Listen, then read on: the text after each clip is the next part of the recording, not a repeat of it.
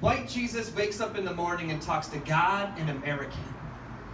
He yawns like a tiger, combs his long blonde hair, carefully applies his Axe body spray, looks at his reflection shimmering back at him in the mirror and exclaims, "God damn it, you look good, White Jesus."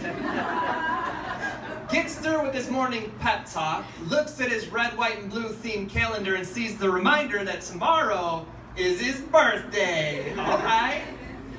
Now, most people think he was born on the 25th, even though he insists that's not the day angels announced my presence, nor was that the time 3 wise men brought me expensive but totally baby inappropriate presents. So then, when his actual birthday does roll around, no one's there to wish him a happy solar return. Life is rough for White Jesus. Okay, let's just pause because I wouldn't want to offend anybody. So for those who believe in Jesus, the Nazarene, Isa, son of Mary, have no worry. This poem is not about him.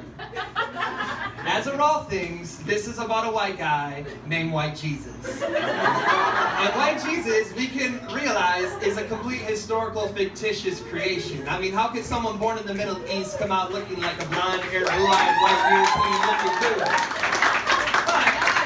I can understand how people get confused, what with upstanding and reliable sources of information like Fox letting children know that, don't worry, Santa and Jesus are both white and real. But White Jesus, you don't pay this any mind because it's Sunday and the game's on. And furthermore, it's his birthday, okay? So let's get back to that.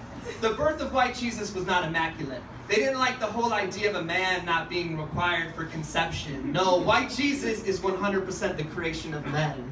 White Jesus thinks that we all bleed red, and that talking about race makes you a racist. So he teaches that technically you don't have to say white every time you say White Jesus. It's more of a silent white.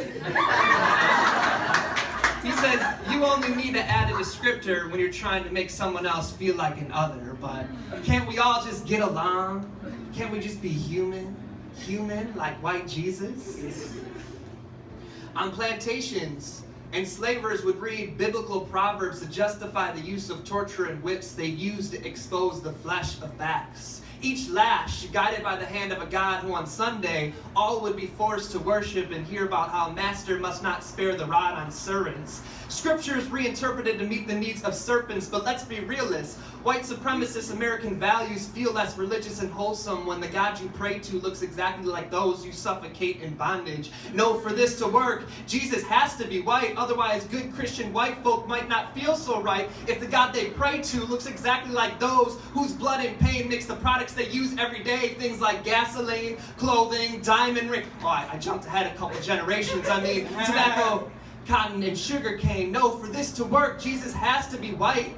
He can't be Native American, otherwise you couldn't just sit to the side during genocide, right? He can't be Asian, otherwise you couldn't have nuclear weaponry, have that same let freedom ring. He can't be from the Middle East, otherwise how else could you justify bombings for oil? He can't be a Jew, he can't LGBTQ, he can't be a woman, he can't be youth. No, for this to work, Jesus must be white. Tell me this, if the God our society prayed to look like those our culture also constantly exploits and describes as ugly, inferior, how long do you think something like this cognitive dissonance would last?